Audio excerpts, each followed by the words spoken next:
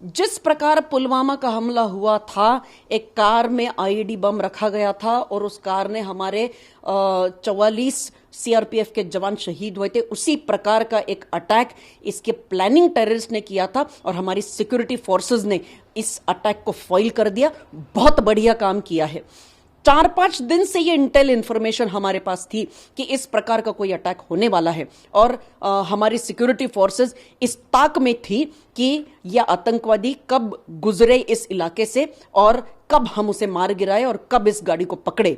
ये जो किया गया है, ये कार्रवाई हमारे सिक्योरिटी फोर्सेस ने की गई है। जैसे ही वो गाड़ी निकली वहां से उसको रोका गया, लेकिन वो तोड़ के निकली सिक्योरिटी फोर्सेस के रोड ब्लॉक को और इसको फायर ओपन किया गया सिक्योरिटी फोर्सेस को और वो ड्राइवर जो था वो छोड़कर भाग गया। वो आतंकवादी था हिजबुल मुजाहिदीन का। अब यहां पे कश्मीर में रियाज नाइकू को मार देने के बाद यहां पर जो तीनों आतंकवादी तंजीम्स हैं, जैश ए मोहम्मद, लश्कर ए तैयबा और हिजबुल मुजाहिदीन, ये तीनों मिलकर काम कर रहे हैं। और हम सबको पता है कि साउथ कश्मीर ये आतंकवादियों का गढ़ है। यहां पर ये जब रियाज नाइकू को मारा हमने और पाक व्याप्त कश्मीर को हम लोग फिर से लेने वाले हैं, इस चीज की जब हमने बहुत बार बयानबाजी करी है, तब जाकर पाकिस्तान को बहुत ज्यादा बुरा लगा है और उसकी दुखती रग पर हमने हाथ रख दिया था। और इसीलिए पाकिस्तान ये बौखलाया हुआ है और इस प्रकार की हरकतें पाकिस्तान कर रहा है।